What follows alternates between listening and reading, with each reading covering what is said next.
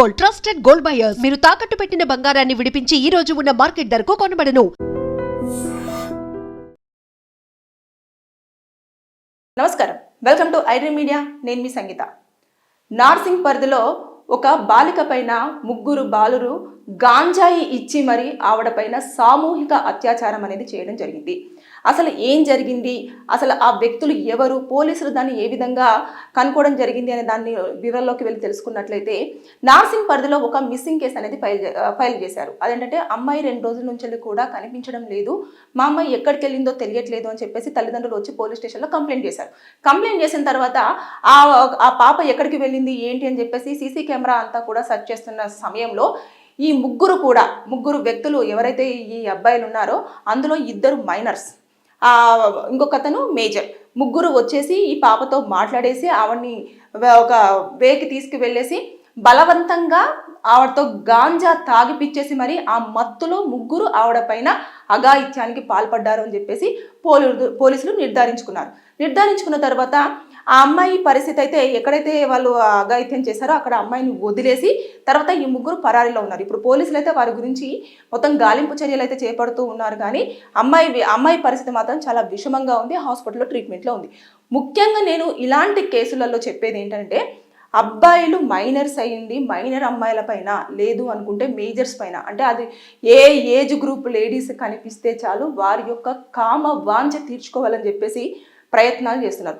ఎందుకని ఇలా తయారవుతున్నారు? ఇటు డ్రగ్స్ కానివ్వండి, గాంజా కానివ్వండి, సిగరెట్ కానివ్వండి, మందు కానివ్వండి, ఇలాంటి వాటికి ఎందుకు అట్రాక్ట్ అవుతున్నారు అనే దానిపైన కూడా మనం ఈ వీడియోలో ఒక్కసారి డిస్కస్ చేసుకుందాం. ఒక చిన్నగా ఏంటంటే ఈ గతంలో ఎలా ఉండేదంటే, కొంచెం ఒక 90s 80s వరకు కూడా తల్లిదండ్రులు పిల్లల విషయంలో కొన్ని జాగ్రత్తలు తీసుకునేవారు. అంటే వారిని ఎంతవరకు కంట్రోల్ చేయాలి, ఎలా కంట్రోల్ చేయాలి, ఏమి చెప్తే వాళ్ళు వింటారు, ఎలా చెప్తే వింటారు అనేది. కొంతమంది కొడితే వింటారు, కొంతమంది బుజ్జగిస్తే వింటారు, కొంతమందికి నచ్చ చెప్తే వింటారు, కొంతమందికి ప్రేమతో మాట్లాడితే వింటారు. ఇలా రకరకాల వర్షన్స్లలో అప్పుడు పిల్లల్ని హ్యాండిల్ చేసేసి వారికి ఏది మంచి ఏది చెడు అనే విధానాన్ని చెప్తూ వచ్చేవారు. ఇప్పుడు అబ్బాయి ఉన్నాడు అనుకోండి, ఒక 15 years క్రాస్ అవుతుంది అనగానే వాళ్ళకు ముస్టాచెస్ బియర్డ్ వస్తుంది అనగానే, నానా ఇది నీ బాడీలో ఇలాంటి మార్పులు వస్తాయి, దాని తర్వాత నెక్స్ట్ ఇలా జరగబోతుంది, కాబట్టి ఇది మంచి ఇది చెడు, ఇలా చేయాలి అని చెప్పేసి ఒక తండ్రి కూర్చోబెట్టేసుకొని చెప్పేవాడు.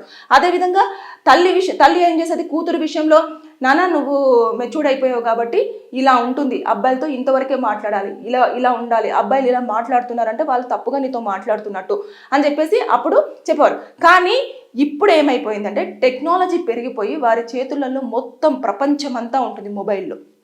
దానివల్ల వారికి నచ్చిన వీడియోస్ చూడడము, నచ్చింది చేయడము, ఇది చేస్తే బాగుంటుంది, ఇది ఇలా చెయ్యాలి, ఇలా ఉంటే మనం హీరోయిజం చూపించుకోవచ్చు అన్న ధోరణి అనేది పిల్లలలో ఎక్కువైపోతుంది. ఇక తల్లిదండ్రులు గతంలో ఎలా ఉండేది, పిల్లలు తల్లిదండ్రులకు భయపడేవాళ్ళు. ఇప్పుడు పిల్లలకు తల్లిదండ్రులు భయపడే స్థాయికి వచ్చింది. అంటే వాళ్ళు ఏ రకంగా భయపెడుతున్నారు అంటే, ఎమోషనల్ బ్లాక్మెయిల్ చేస్తున్నారు. నన్ను ఇలా అన్నావు అంటే నేను చచ్చిపోతాను, నేను ఇంట్లోకి వెళ్ళిపోతాను అని చెప్పేసి ఏదన్నా మందలించారనుకోండి గట్టిగా, ఏంటి నువ్వు ఇలా చేస్తున్నావు, వాళ్ళు చూడు అలా చేస్తున్నారు, ఇలా చేస్తున్నారు అని చెప్పేసి అన్నారు, నన్ను తిడతావా అని చెప్పేసి హ్యాంగ్ చేసుకోవడమో, ట్రైన్ పడిపోవడమో, లేదంటే పురుగుల మందు తాగడమో.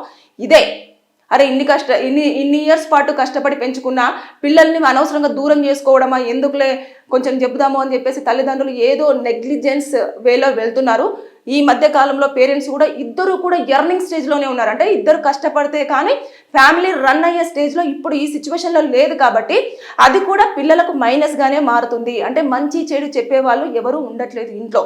ఇకపోతే అప్పుడు ఉమ్మడి కుటుంబాలు ఉండేవి. అంటే తల్లిదండ్రులు అందుబాటులో లేకపోయినా కూడా అమ్మమ్మనో తాతయ్యనో, నానమ్మనో తాతయ్యనో, లేకపోతే పిన్నులో బాబాయిలో, మేనత్తలో, మేనమామలో, ఇలా వాళ్ళు మంచి చెడు చెప్పుకుంటూ వచ్చేవాళ్ళు. ఇప్పుడు సింగిల్ లైఫ్, ఎవరైనా సరే ప్రైవసీని కోరుకుంటారు. ఆ ప్రైవసీలో నుంచి వచ్చినాయి ఇలాంటి దారుణమైన ఆలోచనలు.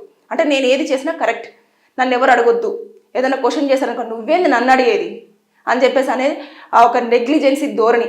ఇవన్నీ కూడా ఇటు క్రిమినల్స్ వైపు వాళ్ళని తీసుకెళ్ళడం అనేది జరుగుతుంది. మైనర్స్ ఇప్పుడు వారిని జువెనైల్ జైలుకి తీసుకెళ్తారు, అక్కడ వాళ్ళకి కౌన్సిలింగ్ ఇస్తారు, స్కూల్లో చదివిపిస్తారు, కాలేజ్ అయిపోతుంది, అంతా అయిపోతుంది. కానీ వారి లైఫ్లో పడిన ఆ మార్క్ అయితే పోదు కదా. ఒక మైనర్ అమ్మాయిని వాళ్ళు ఇలా రేప్ చేశారు అని చెప్పేసి అన్న విషయాన్ని అయితే ఎప్పటికీ కూడా చెరపలేరు కదా. ఇలాంటివన్నీ కూడా జరుగుతూ ఉన్నాయి. ఇప్పుడు వాళ్ళు జైలుకి వెళ్ళిపోతారు. పోక్సో కేసు ఇక్కడ అట్రాక్ట్ అవుతుంది. పోక్సో కేసులో వాళ్ళు మేజర్స్ అయ్యేంత వరకు కూడా వాళ్ళు శిక్ష అయిన తర్వాత దాదాపుగా పోక్సోలో చాలా వరకు అందులో సెక్షన్స్ అనేవి డివైడ్ అవుతూ ఉంటాయి. అక్కడ ఆల్రెడీ మత్తు పదార్థము ఆవిడకి ఇచ్చేసి ఆవిడ ప్రమేయం లేకుండా ఆవిడకి తెలియకుండా ఆమె పైన అఘాయిత్యానికి పాల్పడ్డారు కాబట్టి అది బలవంతంగానే ఇంటిమేట్ అయిన కిందనే కన్సిడర్ చేయబడుతుంది. కాబట్టి దాంట్లో పలు సెక్షన్స్ అన్ని కూడా అట్రాక్ట్ అవుతాయి. అయిన తర్వాత పోక్సోలో ఉన్నవి అయితే మినిమం ఒక 15 సంవత్సరాల నుంచి 20 సంవత్సరాల వరకు కూడా జైలు శిక్ష పడే అవకాశం ఉంటుంది. ఇప్పుడు మహా అంటే వాళ్ళకు ఒక 14, 15 లేదంటే 16, 17 వేసుకుందాం సంవత్సరాలు. అలాంటి సందర్భంలో వాళ్ళు 20 సంవత్సరాలు జైలుకు వెళ్ళారు అంటే దాదాపుగా వాళ్ళ సగ జీవితం అంతా కూడా అక్కడే వెళ్తుంది. అది కూడా క్రిమినల్స్గానే వెళ్తుంది. ఇంకా బయటకు వచ్చిన తర్వాత వీడు ఇలాంటి వాడు అలాంటి వాడు అని చెప్పేసి తల్లిదండ్రులు ఎత్తుకోకుండా చేయడమే ఇదంతా సంఘటనలన్నీ కూడా. ఇవన్నీ చోటు చేసుకున్నాయి కాబట్టి పిల్లల విషయంలో తల్లిదండ్రుల యొక్క నెగ్లిజెన్సీ భయమే ఇక్కడ దాకా తీసుకురావడం జరుగుతుంది అని చెప్పేసి చాలా సిచ్యువేషన్స్లలో కూడా కోర్టులలో కూడా ఇన్నర్గా జడ్జెస్ చెప్తుంది ఇదే, తల్లిదండ్రులు పిల్లల్ని పట్టించుకోకపోతే ఇలాంటివే జరుగుతాయి.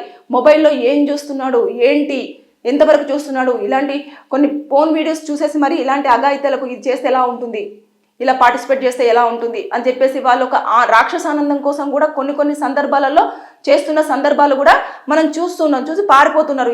తర్వాత కొన్ని ఏదైతే ఉంటాయో సస్పెన్స్ థ్రిల్లర్ మూవీస్ కానివ్వండి, లేదంటే కొన్ని పోలీసు వాళ్ళు దొంగను పట్టుకుంటూ ఉండే వెబ్ సిరీస్లు కానివ్వండి, అవన్నీ చూసేసి మనము ఎక్కడ ఉన్న ఎవిడెన్సెస్ అన్ని ఎలా వాటిని రబ్ చేయాలి, తెలియకుండా ఎలా మనం పారిపోవాలి, ఇవన్నీ చూస్తున్నారు. అవన్నీ కూడా వాడి మైండ్లో ఖచ్చితంగా ఒక క్రిమినల్ దాన్ని ఎక్కువగా పెంచుతూ వస్తూ ఉంటుంది అన్నట్టు. అప్పుడు ఇంకా తల్లిదండ్రులు కూడా వారికి కనిపించరు. కొన్ని సందర్భాలలో తల్లిదండ్రులు కూడా చంపే స్థాయికి వెళ్తారు వాళ్ళు. కానీ ఒకటి ఏంటంటే ఇక్కడ గాంజా ఇచ్చేసి ఎవరైతే ఇద్దరు మైనర్స్ ఒక మేజర్ అబ్బాయి చేసిన అఘాయిత్యం పట్లనైతే పోక్సో కేసు అయితే అట్రాక్ట్ అవ్వడం జరిగింది. ఆ పాప సిచ్యువేషన్ ఇప్పుడు చాలా సివియర్ కండిషన్లో ఉండడం జరిగింది. తను బ్రతికిందా ఆ స్టేట్మెంట్ అంతా కూడా వాళ్ళకు ఒక ప్రత్యేక కోర్టు ఉంటుంది. అక్కడికి వెళ్ళి ఇచ్చారంటే 20 సంవత్సరాలు కటకటాల వెనుకాల కూర్చోవలసిందే వారు. ఇకపోతే ఒకవేళ తను కనుక పెయిన్ భరించలేకనో లేకపోతే కొన్ని కారణాల వల్లనో ఆవిడ కనుక కాలం చేసింది అనుకోండి, ఖచ్చితంగా వీరికి ఇంకా దాంతో పోక్సోతో పాటు మర్డర్ కేసు కింద కూడా రావడం జరుగుతుంది. అంటే ఆవిడని చంపినట్టే ఇండైరెక్ట్గా.